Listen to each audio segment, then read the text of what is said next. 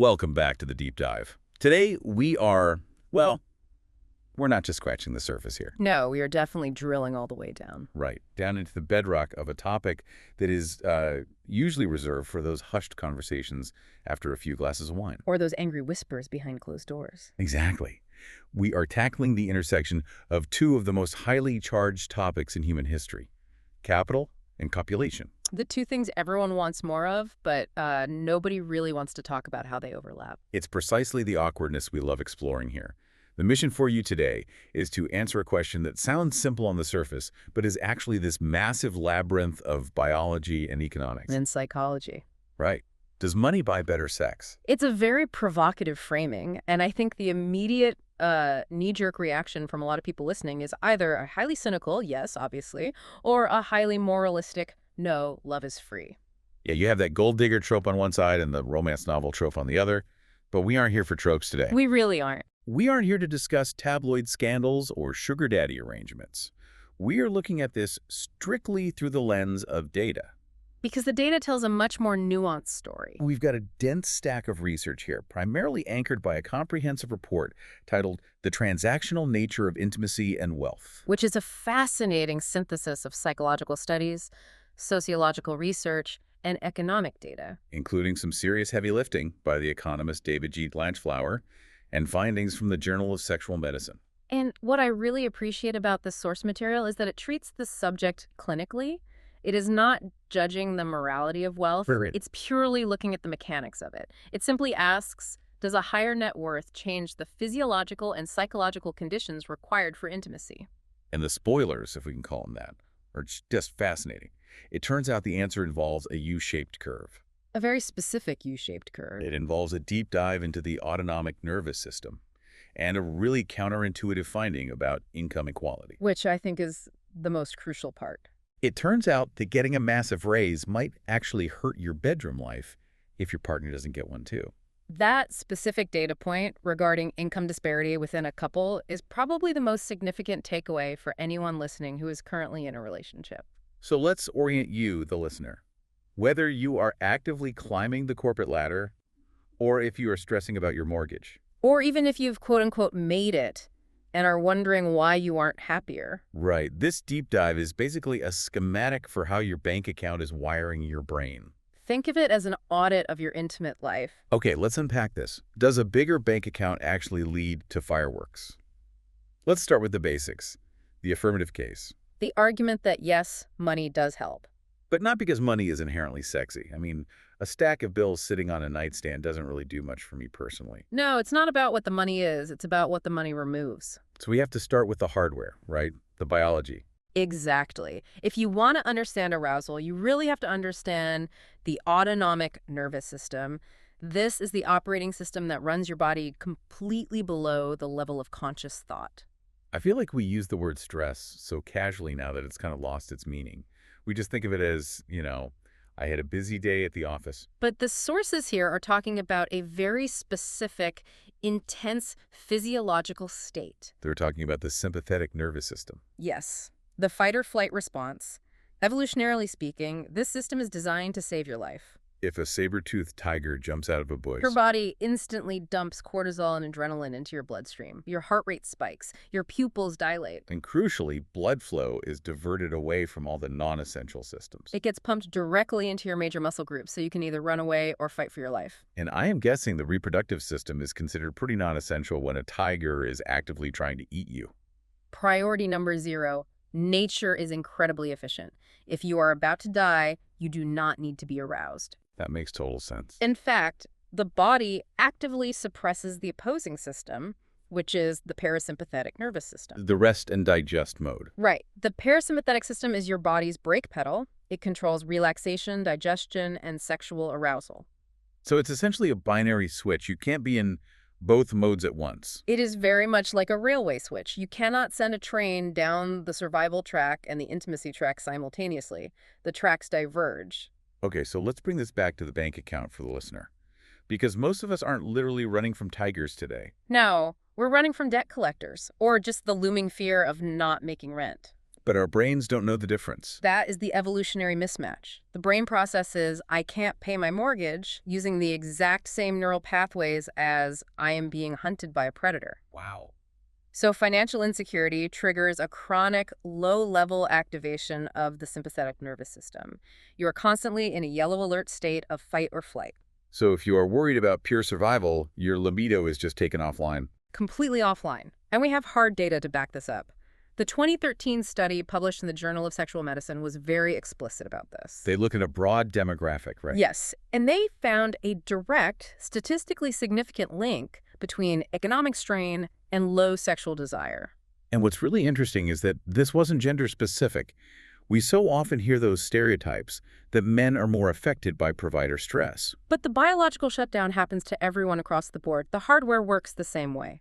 So the core argument for wealth here is simply that money acts as a shield against the tiger. It is the absence of the threat. If you have 6 months of living expenses in savings, stable housing, zero crippling debt, your body is not constantly scanning the horizon for threats. The fight-or-flight system gets to stay dormant. Which allows the parasympathetic system, the one actually required for intimacy, to function properly.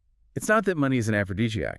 It's that poverty is an anti-aphrodisiac. That is the most scientifically accurate way to put it. Money clears the biological noise. But it's not just about that biological panic button. There is a deeply logistical argument here, too. The sources spend a lot of time talking about the luxury of time. This is where we move from raw biology to resource management. People always say time is money, but really, money buys time. I always think about that phrase, the mental load, especially for listeners who are couples with kids or people working intense double shifts. It's huge. Let's invent a couple to visualize this. Let's call them Sarah and Mike. Okay, Sarah and Mike, they are in the squeezed middle class. Right. So they come home from work. They are already tired, but the work isn't done. They have to cook dinner, do the dishes, help the kids with homework. They have to fix the leaky faucet themselves because they can't afford a plumber right now. They have to sit at the table and budget for the electric bill. By the time they actually hit the mattress at 11 p.m., they are entirely depleted. Their battery is at 4%. They're suffering from severe decision fatigue. They have used up all their executive function for the day. And the idea of being intimate requires energy. It requires attention and presence. And Sarah and Mike just don't have it. They're running on fumes. Now let's contrast that with a wealthy couple. They have a housekeeper. They order healthy, high-quality meal delivery. The leaky faucet was already fixed by a professional while they were at the office. Right. They come home, and the daily drudgery is just gone. They have preserved that mental bandwidth. They can sit on the couch and actually talk to each other. They have the energy to be playful. Wealth literally allows you to outsource the things that kill the mood. It sounds so incredibly unromantic to say, I love you, so I hired a cleaner. But statistically, it might be the most romantic thing you can actually do. It creates the necessary conditions for romance. And we can't ignore the vacation factor here. The research highlights this heavily. Because novelty is a dopamine trigger. And dopamine is the molecule of anticipation and reward. When you take a vacation, and I mean a real relaxing vacation, not a stressful trip to visit in-laws. Right, an actual escape. You are in a novel environment. You are finally relaxed. You are experiencing brand new sensory inputs. Which primes the brain for exploration. Including sexual exploration, yes. But you need money to do that without the stress of how on earth are we paying for this hotel hovering over you? Precisely. If you are constantly checking your bank balance in the hotel lobby, the entire biological benefit of the vacation is negated. There is one more pillar in this affirmative case for money that I want to touch on. Health and aesthetics. Ah, yes. We are talking about the glow up. This is uncomfortable for some people to admit, but physical confidence plays a massive, undeniable role in sexual behavior. It's not just about looking good for your partner, it's about how you feel in your own skin. Correct. Access to high-quality health care means issues like erectile dysfunction or hormonal imbalances are treated immediately. It means access to good therapy. But beyond the medical, it's the gym memberships. It's the personal nutritionist, the cosmetic dermatology. It's maintenance. It is. If you feel vibrant and healthy and attractive, you are significantly more likely to initiate intimacy. And if you feel sluggish or unhealthy or highly self-conscious because you haven't had the time or the funds to take care of yourself, you tend to hide. You withdraw from your partner. So if we look at the scorecard so far, money's looking pretty good. It kills the stress tiger, it buys you time, and it makes you feel attractive. If we stopped the deep dive right here, the overarching conclusion would just be get rich, have great sex. But we aren't stopping here. No, we are not. Because if that were the whole truth, billionaires would automatically be the happiest people on Earth, and every rich couple would be living in a state of perpetual bliss. And we read the news, we know that is absolutely not true. We certainly do. So let's pivot to the psychological layer. The sources mention two concepts here: the halo effect and agency. These act as the bridge between the raw biology we just discussed and the psychological trap we are about to fall into. Let's start with the halo effect. The halo effect is a well-documented cognitive bias. It is the tendency for a positive impression created in one area to heavily influence opinion in another area. So in our society, wealth is very often a proxy for competence and high status. Oh, yes. If someone is highly successful in business, we unconsciously assume they are smart, funny, and Good in bed. we unconsciously assume they are high-value mates. This drastically increases their attractiveness to others, which is the external halo effect. But the internal effect is just as powerful, right? The sources link this to agency. Yes. Agency, in this context, is the profound sense of control over one's own life. If you have money, you are used to making things happen. You are used to your needs being met promptly. You navigate the world with a certain level of entitlement, and I use that word in a strictly neutral psychological sense. You essentially feel like the main character in your own life. And that innate confidence translates directly to the bedroom. A person with high agency is far more likely to communicate exactly what they want. They're more likely to set clear boundaries. They are significantly less likely to be passive. It's that confidence to say, I want this, I don't want that. Exactly. And clear, assertive communication is a massive predictor of sexual satisfaction. Whereas if you are constantly beaten down by life, If you feel totally powerless at your job and entirely powerless dealing with your debt, it is very hard to suddenly flip a switch and become a commanding captain of industry in the bedroom. you bring that passivity and defeat home with you. You do. And the sources bring up economist David Blanchflower here again. He had actual hard numbers on this phenomenon. Right. He analyzed these massive data sets on general well-being. And he found that specifically for men operating in market economies, higher income correlates with a higher likelihood of being in a stable partnership and reporting more frequent sex. Frequent. That is the operative key word there. It really is. The opportunity is there. The Sure. willing partner is there. The baseline stability is there. But, and here's the major pivot frequency, is not at all the same thing as satisfaction. This is where it gets really interesting for anyone listening. We are moving into what the sources call the trap. The negative and null effects of wealth. Why doesn't the graph just go up forever? Why isn't a tech billionaire infinitely happier than a guy making $100,000 a year? Well, first we have to introduce a concept called the hedonic treadmill. I feel like I've been running on this treadmill my entire adult life. We all have. It is also known as hedonic adaptation. Humans are incredibly ruthlessly adaptable. Which is our evolutionary superpower. But it is also our curse. When you experience a positive change, a big raise, a brand new luxury car, a much better lifestyle, you get a massive spike in happiness, a huge dopamine rush. It feels amazing. You feel like you've conquered the world. For a little while. But eventually your brain recalibrates. That exciting new level of luxury just becomes your standard baseline. It becomes emotionally neutral. Let's go back to our hypothetical couple, Sarah and Mike. Let's say Mike hits the absolute jackpot. They move their anniversary trips from a roadside motel to the Four Seasons. The very first time they stay at the Four Seasons, it is purely magical. The sheets are 800 thread count. The room service is exquisite. They have the best night of their lives. But then they stay there 5 more times. By the 5th time, those 800 thread count sheets are just sheets. They fully expect the vintage champagne to be chilled to exactly 42 degrees. And if it's 45 degrees, they are actively annoyed. Exactly. To get that same rush of dopamine they experienced the very first time, they now need to rent the presidential suite. And after that, they need to rent a private island. It is a literal treadmill. You have to keep earning more, spending more, just to stay at the exact same level of baseline satisfaction. And the sheer effort required to earn that escalating amount of money. That brings the stress right back into the equation. You end up working 80-hour weeks just to afford the private villa, but you are way too exhausted to actually enjoy the villa. You've just circled all the way back to the beginning. You've successfully monetized your stress, but you haven't eliminated it. That's a great way to phrase it. There's another psychological concept in the sources that I found really profound. Motivation crowding out. Yes. It feels like something straight out of a textbook, but it explains so much about modern, high net worth relationships. It actually comes from behavioral economics. The core idea is that humans have two distinct types of motivation: intrinsic and extrinsic. Okay, let's break this down. Intrinsic motivation is doing something simply because you genuinely love it.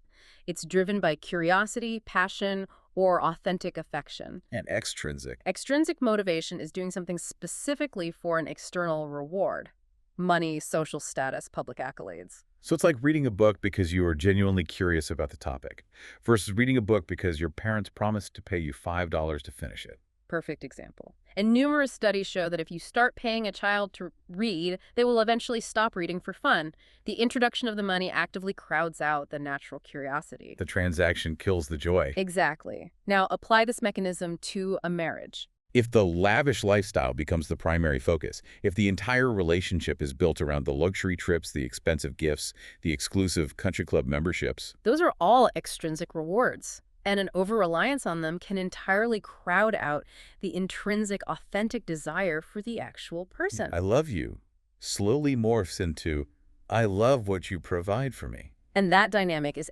absolutely lethal for true intimacy. Because sex, at its absolute best, is an act of deep vulnerability. It is play. But if it becomes a transaction, I provide the luxury lifestyle, you provide the sex, Then it becomes labor. It becomes a performance. and nobody wants to feel like they are working a shift when they're in bed with their partner. It creates a profound sense of commodification.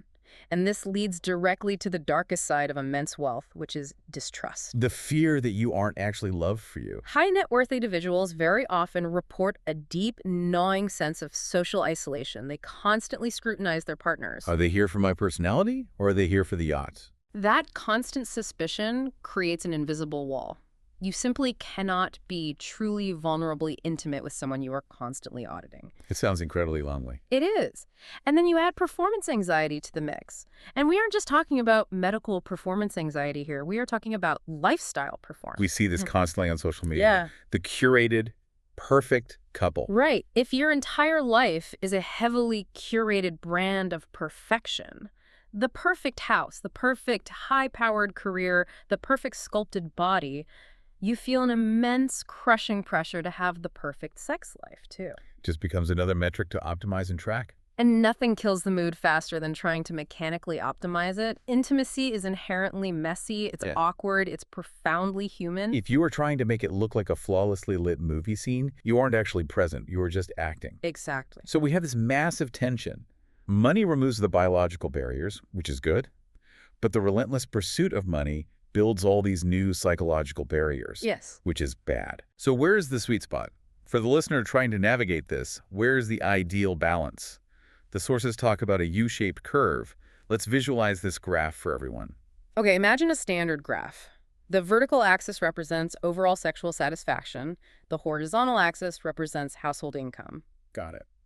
On the far left of the graph, you have the working class or lower income brackets. Surprisingly, in many of these studies, this group reports relatively high sexual satisfaction. That does seem really counterintuitive, especially given all the biological stress arguments we just made about paying rent. It does at first glance, but you have to factor in community structure. In these demographics, there is often far less emphasis on career acting as the sole source of identity. There might be much stronger community ties or robust extended family support systems. Crucially, there is often significantly less performance anxiety regarding lifestyle expectations. The social expectations are just different. Okay, so they are actually doing okay on the left side of the curve. Now we move toward the middle of the graph. The bottom of the U, the valley, this is the squeezed middle class. Our friends Sarah and Mike again. Yes. This is the absolute danger zone for intimacy. These are people who make enough money to have serious lifestyle aspirations, but not nearly enough to buy their way out of the daily drudgery. They are constantly striding. They're striving, and they're constantly comparing themselves to the people directly above them on the ladder. They generally have high debt, severe time pressure, and very high chronic stress. They have the absolute worst of both worlds. The financial stress of the poor combined with the crushing lifestyle expectations of the rich. So satisfaction dips severely here. And then? Then, as you climb further to the right, into the truly affluent range, satisfaction ticks back up again. Because they have finally broken through that time and resource barrier. Yes, they finally have the massive resources required to eliminate the friction and the deep financial security to actually relax their nervous systems. Oh, yeah. And this is a massive qualifier. This only works if they haven't fallen into the hedonic trap we discussed earlier. So the ultimate goal for the listener is to get your bank account to the right side of the U, but forcefully keep your lifestyle expectations firmly on the left side. That is essentially the zen of wealth, yes. Now, I want to get to the part of the research that genuinely surprised me the most, the equality factor. This is vital. Because up until now, we have really only been talking about total household income. But the economic dynamic between the two partners seems to matter even more than the total number. This is the hidden variable in all the data. The sources strongly suggest that income equality within a relationship is a far stronger predictor of sexual satisfaction than the absolute amount of wealth they share. Let's really break that down. You were saying a couple where both individuals make $50,000 a year might actually have a significantly better intimate life than a couple where one makes $1 million and the other makes zero. Statistically speaking, yes. Why? What is the mechanism there? It entirely comes down to power dynamics. Money is a form of power. In a romantic relationship, if one person holds 100% of the economic cards, it naturally creates a severe imbalance. It's very difficult to have a true partnership of equals when one adult has to effectively ask the other adult for permission to buy groceries. It inherently infantilizes the lower-earning partner. And it breeds deep resentment over time. It does. The lower-earning partner can easily feel controlled, permanently indebted, or even bought. They might feel intense subconscious pressure to compensate for their lack of financial contribution by being highly submissive or overly accommodating in the bedroom. And what about the higher earner? How does it affect them? They might feel constantly burdened by being the sole provider. Or, conversely, they might feel dangerously entitled. I pay for absolutely everything around here, so we do exactly what I want. That master-servant dynamic completely kills the erotic friction. Eroticism deeply requires two distinct, autonomous people choosing to meet in the middle. It does not thrive in an environment of dependency. Unless that dependency is a very specific role-play dynamic you're into. But that is a completely different deep dive. Right, we were talking about the default 247 structural dynamic of the marriage. Equality fosters deep mutual respect. It fosters the psychological feeling that we are in this together as peers. That emotional safety is the actual bedrock of good intimacy. Yes. So if you get a massive promotion at work and your partner doesn't, that financial win might actually serve as a huge risk factor for your relationship if you aren't careful. It introduces a highly volatile new variable that you have to actively manage. You have to work significantly harder to maintain the feeling of an equal partnership despite the glaring economic disparity on paper. Which is difficult but necessary. This naturally brings us to the global context discussed in the sources. We've been very intensely focused on Western hyper-capitalist dynamics here. But the researchers point out this isn't some universal law of human physics. No, culture is the primary lens through which all of this biological and economic data passes. In more collectivist cultures like parts of Asia, Latin America, or Africa, social status isn't always tied so exclusively to individual personal wealth. Your perceived value as a person often comes from your specific role in the family or your contributions to the broader community. So being quote-unquote broke doesn't carry the exact same crushing psychological shame. Not necessarily. And if that intense shame isn't present, the hit to your personal agency isn't nearly as devastating in the bedroom. The sources also look at countries with massive social safety nets, like Scandinavia. Scandinavia acts as a fantastic control group in these economic studies. In countries with incredibly strong social safety nets where you have guaranteed free healthcare, heavily subsidized childcare, basic income security, the link between massive personal wealth and sexual satisfaction is much, much weaker. Because the government has essentially already killed the saber-toothed tiger for everyone. Exactly. You do not need a personal hoard of $1 million to stop your fight or flight response because you implicitly know you won't starve and die if you lose your job on a Tuesday. The baseline anxiety of the entire population is just lower. So accumulating excess private money buys you far less of a sexual advantage because the fundamental security is already universally provided by the state. Remember, we aren't taking sides on which economic system is morally better here. We're just looking objectively at what the data says about stress levels. And that finding is fascinating. It proves definitively that it's not the money itself that creates the arousal. It is entirely the security that the money represents. 100%. So let's try to land this plane. We have covered a massive amount of ground for you today. We really have. We've looked at the underlying biology of stress, the complex psychology of status, the hidden trap of hedonic adaptation, and the critical importance of power equality in a relationship. And the sources use a central metaphor that I think beautifully ties all of this together. They say, think of money as the stage, not the performance. It's such a perfect visual for the listener. Imagine a grand theater. Okay. If you have no money, if you are living in grinding poverty, the stage you are standing on is rotting. There are massive holes in the floorboards. Right. The roof is leaking freezing rain onto you. The theater is pitch black.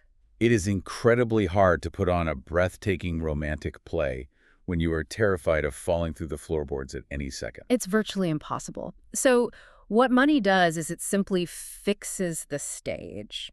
It replaces the rotting wood. Yeah. It patches the roof. It turns on the heat so you aren't shivering. That is the affirmative argument we started with.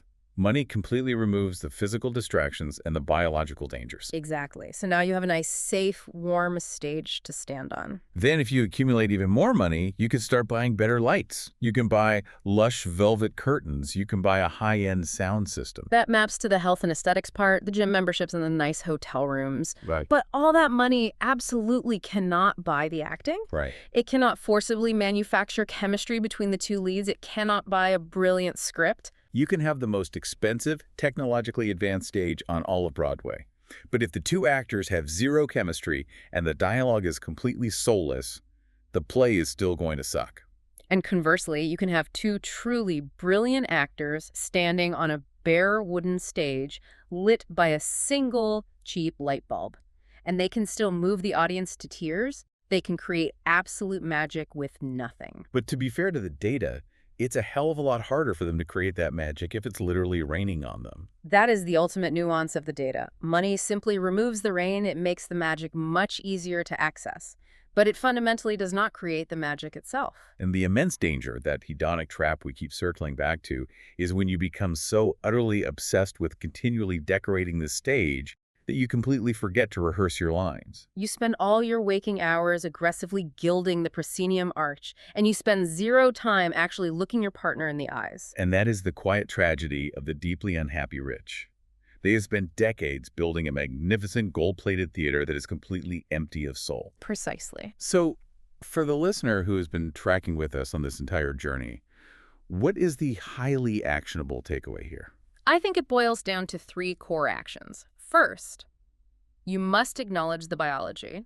If you are deeply stressed about money, do not beat yourself up for not being in the mood. Your body is just trying to save your life. Solve the underlying stress or find healthy ways to manage it, and the libido will naturally follow. Second, vigorously watch out for the treadmill. Do not let insidious lifestyle creep crowd out the simple, intrinsic joy of connection. Because true novelty is free.